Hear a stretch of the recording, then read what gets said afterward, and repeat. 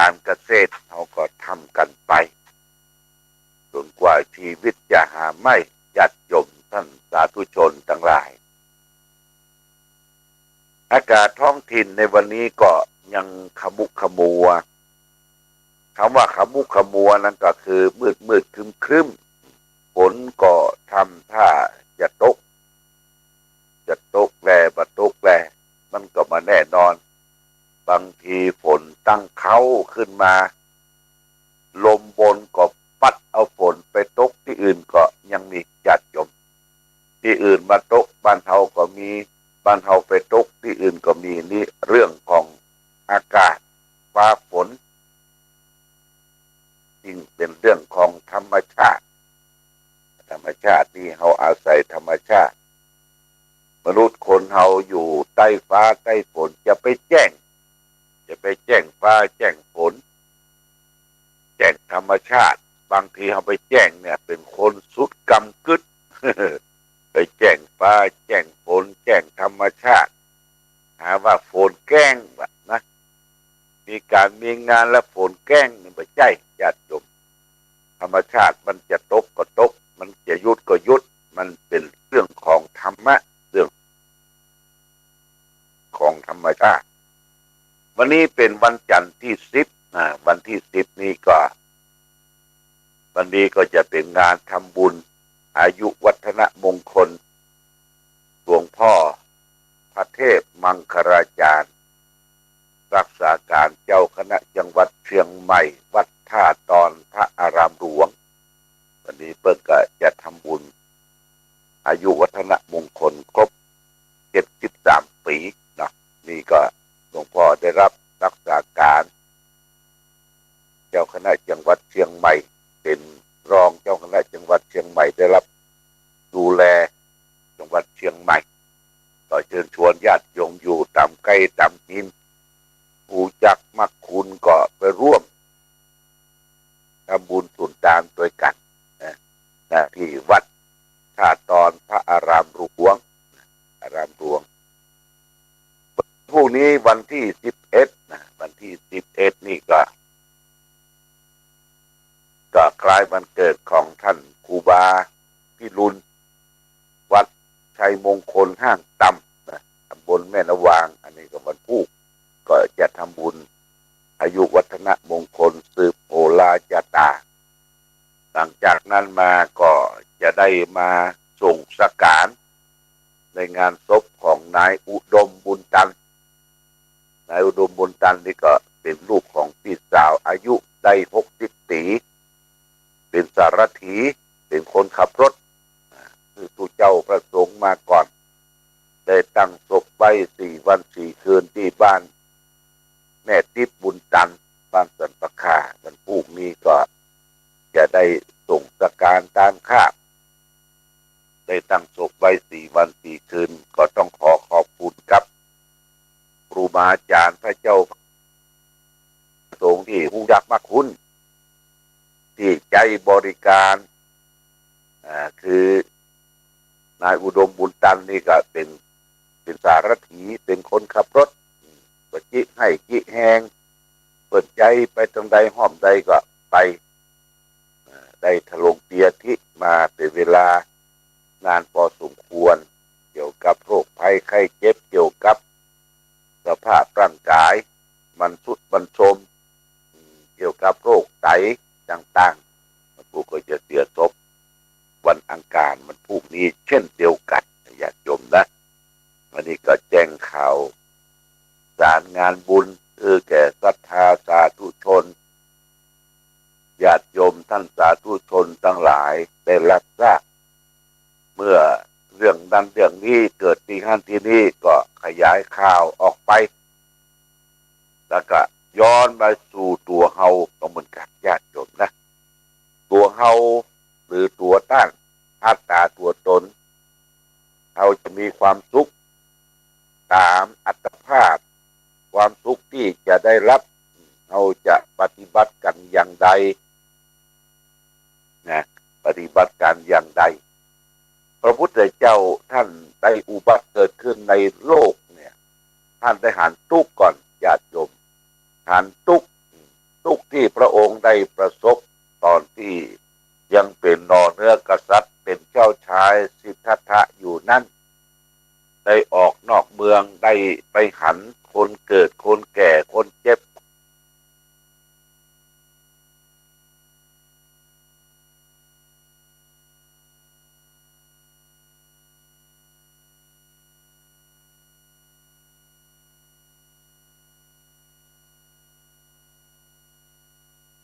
การเกิดแก่เจ็บตายพระองค์ก็คุ้นคิดอยู่ตลอดเวลาว่าจะหาหนทางอันใด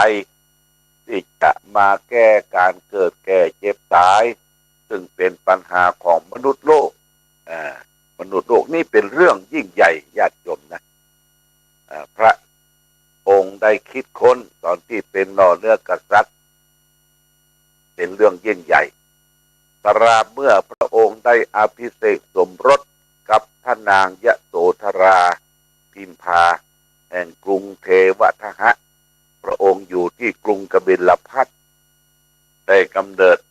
บุตรลูกน้อยขึ้นมาเรียกว่าราหุลกุมารพระองค์ก็ว่ามีบ่วงมีอย่างมาคล้องมาน่องเอาไว้เสร็จแล้วเมื่ออายุไขได้29 พรรษาเจ้าชายสิทธัตถะกุมารก็ได้อำลาเคหะที่อยู่ที่อาศัยพระราชบิดาพระราชมารดาพระนางยโสธราพิมพาราหุลน้อยออกทรงพระบุออกทรงผนวดออกบวชญาติโยมนะออกบวชเป็นการสละอันยิ่งใหญ่ของพระองค์แทนที่จะได้เป็นกษัตริย์แฟนป่อที่เมืองกบิลพัสพระองค์เอาละมีนางสนมกำนันเป็นปันคนที่ปฏิบัติรับใช้อยู่ในกรุงกบิลพัสพระองค์ก็เอาละนะยศถาบรรดาศักดิ์ทั้งหลายทั้งปวงนี่ล้วนเรียกว่าล้วนตินโตโตออกทรงผนวดออกบวชเวลา20เมื่ออายุไขได้29 พรรษาออกเวลากลางคืนวันนั้นเป็นวันวิสาขบูชาวันวิสาขปุรณมีดิถีพระจันทร์เพ็ญเดือน6ขี่ม้าชื่อว่าม้ากันทกะมีนายชนะติดตามไปถึงฝั่งแม่น้ำอนุมานาทีนะพระองค์ก็เอาพระขันก็คือดาบอันคมกริบตัดพระเมา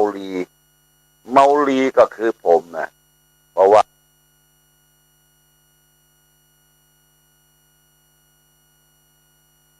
เอาพระขันตัดพระเมารีพระมัทธุหนวดจนผมที่สยายยาวนั้นเหลือองคุรี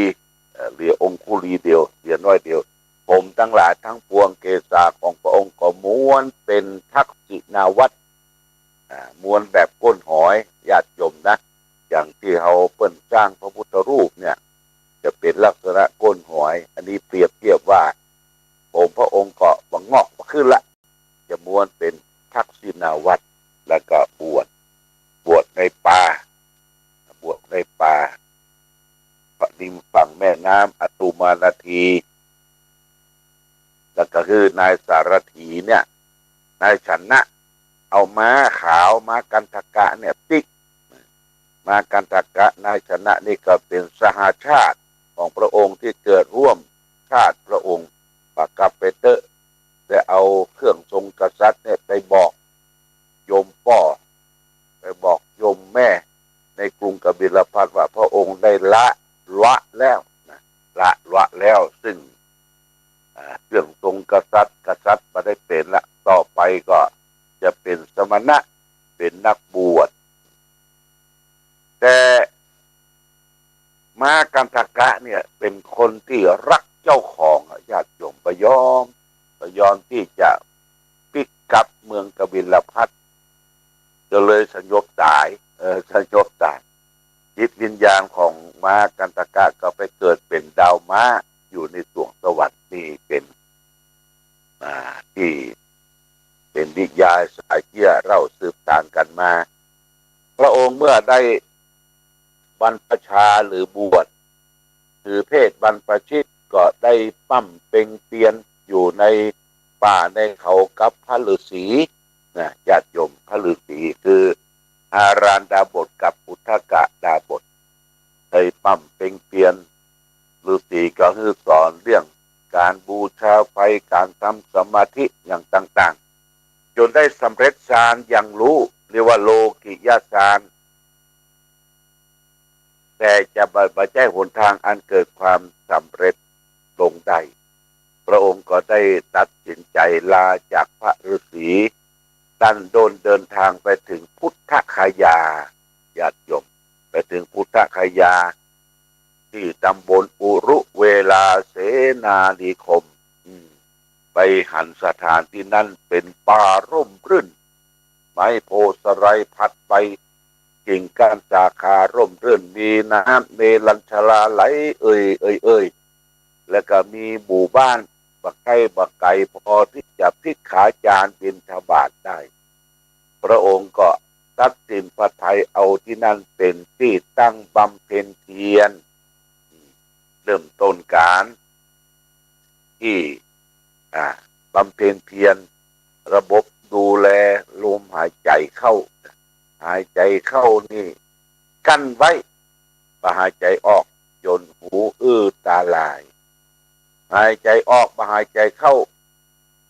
ก็จนกั้นไว้จนเสียดต้องเสียดปุ่มเสียดไส้หูตาลายก็เป็นหนทางอันเกิดความสำเร็จได้แต่แล้วพระองค์ก็มาดูว่าร่างกายเนี่ยมันอ้วนว่าจะลดร่างกายลง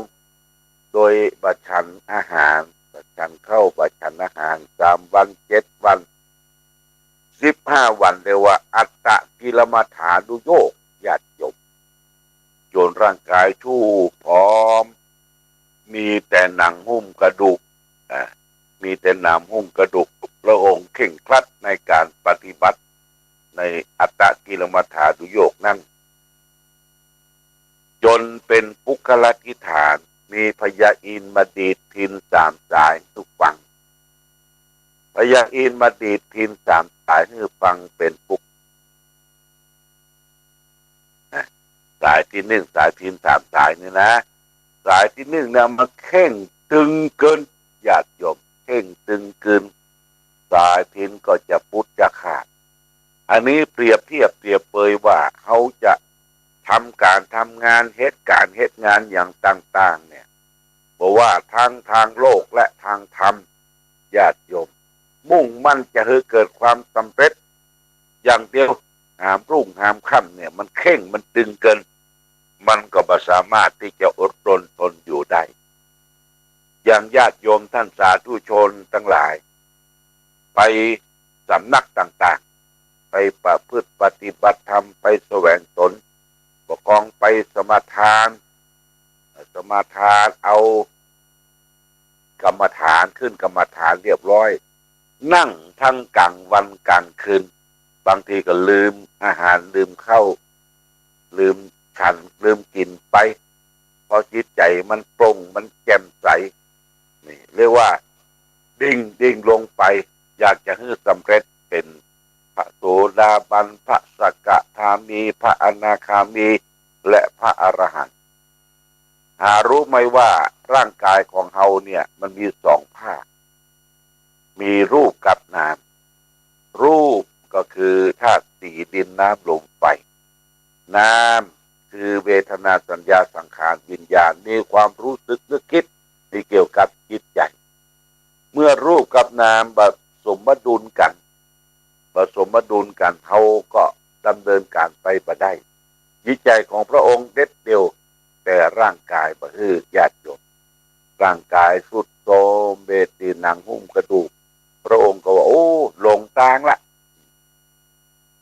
การทรมานร่างกายอัตตกิลมัฏฐานุโยคเนี่ยลงทาง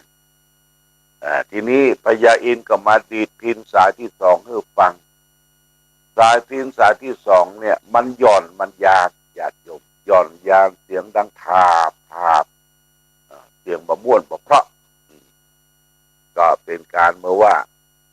เอาใจแยะอย่างก็ไปติดอยู่ในกามคุณห้ารูปเสียงกลิ่นรสโผฏฐัพพะเนี่ยยังหย่อนยานเช้าชามเย็นชามนี่ก็ไปเป็นหนทางอันสำเร็จใจ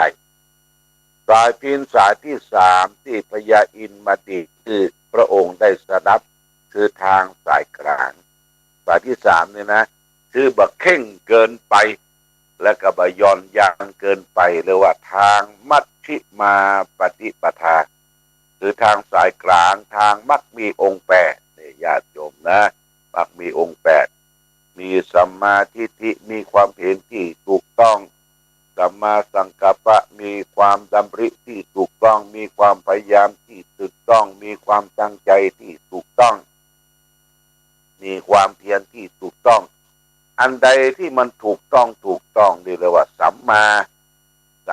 ก็เกิดความรู้แจ้งเห็นจริงจับทางถูกพระองค์ก็ได้ปฏิบัติในทางมักมีองค์แปดประการเจริญศีลสมาธิปัญญาเจริญศีลสมาธิปัญญาก็จะต้องกลับมาเสวยพระกยาหารเพื่อร่างกายคือมันตีมันอ้วนคือมันสมดุลกับจิตใจเนี่ยกายกับใจต้องไปด้วยกันนะญาติโยมนะกายกับใจต้องไปด้วยกันแล้วก็พระองค์ทรงมาบำเพ็ญทางวิปัสสนากรรมฐานคือรู้แจ้งเห็นจริงในกองทุกกองสังขารคำว่าสังขารก็คือร่างกายจิตใจเขาเนี่ยญาติโยมพระองค์ก็แยกแยะร่างกายที่มีอยู่อันประกอบด้วยธาตุสี่ธาตุดินธาตุน้ำธาตุไฟธาตุลมแยกนามออกซึ่งเป็นความรู้สึกนึกคิดเป็นเวทนาสัญญาสังขารขันธ์ห้านี้พระองค์แยกออกเป็นกองรูปของธาตุสี่กองเวทนาความรู้สึกกองสัญญาคือการจำกองสังขารปรุงแต่งและกองวิญญาณคือความรู้แจ้งแยกขันธ์ห้าออกเป็นกองโหตัวพระองค์หายไปที่มารวมกันเป็นสังขารขันธ์ห้านี่ก็เพราะว่าเขาเป็นรูปเป็นนามเป็นรูปเป็นนามเพราะฉะนั้นคนเราก็เมื่อมีรูปมีนามคนที่แตกต่างกันนั้นที่สุดก็คือเรื่องนามเรื่องของจิตใจญาติโยมจิตใจเนี่ยร่างกายเหมือนกันหมดคนสูงต่ำดำขาวลักษณะค่าตาอย่างอั้นเป็นพระเจ้าประสงค์เป็นหบดีเป็นเศรษฐีเป็นพ่อค้านายขายเป็นคนธรรมดาเป็นคนบ้าใบสึงตึงอย่างไรก็ตามมีธาตุสี่เหมือนกันหมดธาตุ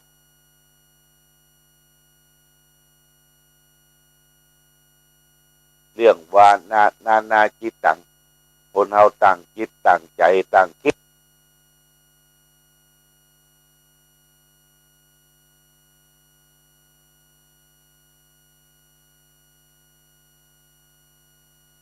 ว่าเป็นตัวเป็นตนเพราะความโลภความโกรธและความหลงโลภโกรธหลงได้ยึดขึ้นมาเป็นอัตตาเป็นตัวตนเป็นมึงเป็นกูเป็นเขาเป็นพวกนั่นพวกนี้ก็ไปยึดเมื่อยึดมากก็ทุกข์มากเมื่อยึดน้อยก็ทุกข์น้อยเมื่อปล่อยความยึดถือลงไปก็ว่างญาติโยมว่างจิตใจว่างจากกิเลสว่างจากความโลภความโกรธความหลงเมื่อจิตใจว่างกิเลสแล้วก็จิตใจอิ่มเบิกบานแจ่มใสไม่ได้ยึดถือละอันนี้เป็นเรื่อง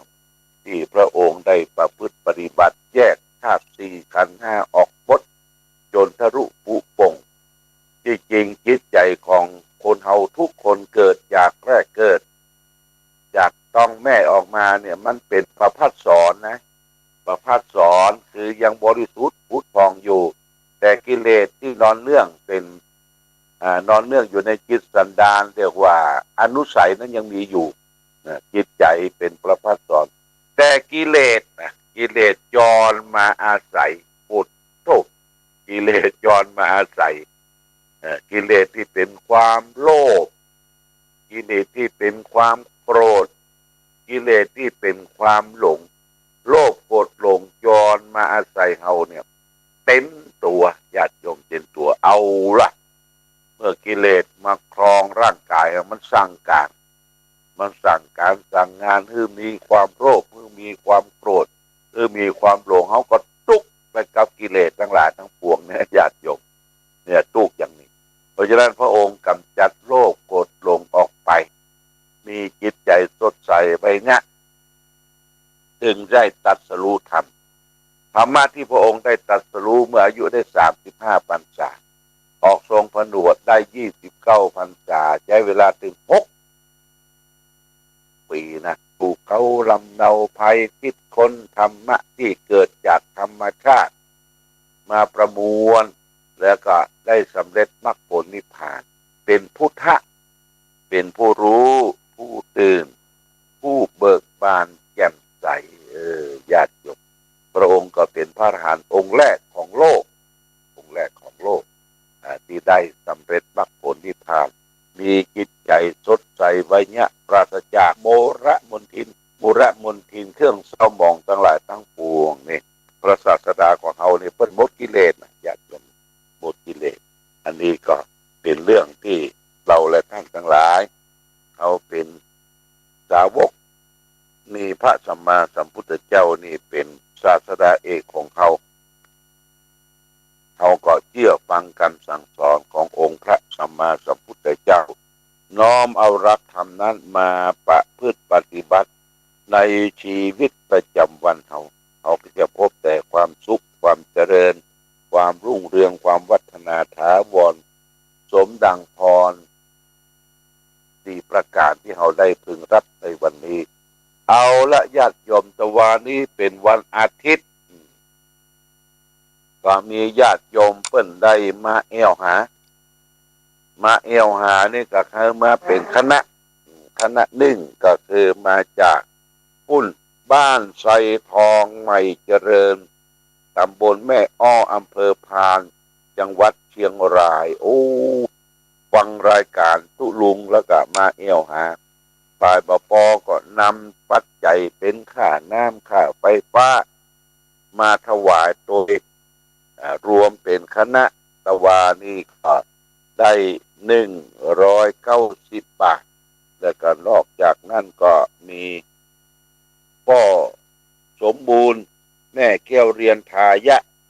นางสาวสิรินยาทายะนี่ได้ถวายตามค่าน้ำค่าไฟไว้ไปหน้า300 บาทจะติดตามมาด้วยก็แม่อุ้ยเลิศบ้านแม่อ้อเมืองพาน200 บาทญาติโยมแล้วก็ศรัทธาศรีวันเตจะถวายไว้เป็นหน้าแห่ง100 บาทหลังจากที่มีคณะศรัทธาบ้านแม่อ้อเมืองพานแล้วก็ยังมีพี่น้องศรัทธาบ้านเดืองงกสระปีเดืองงกสระปีก็ถามถึงว่าบ้านเดืองงกมีเจ้าอาวาสตุลุงสมแต่ก่อนเปิ้นเป็นบอกไฟดอก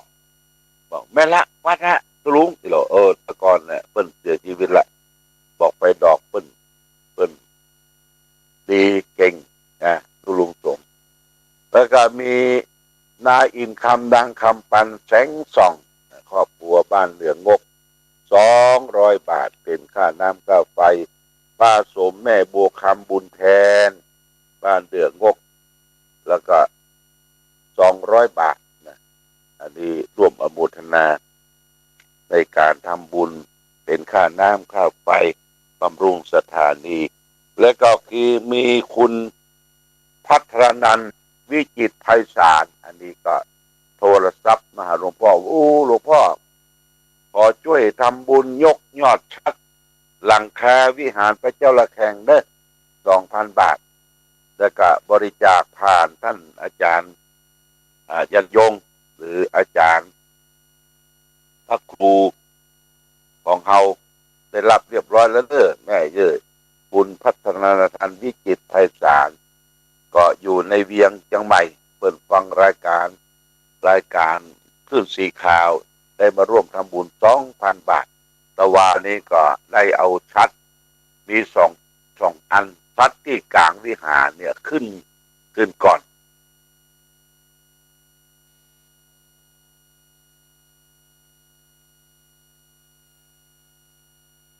ธงชาติและเพลงชาติไทย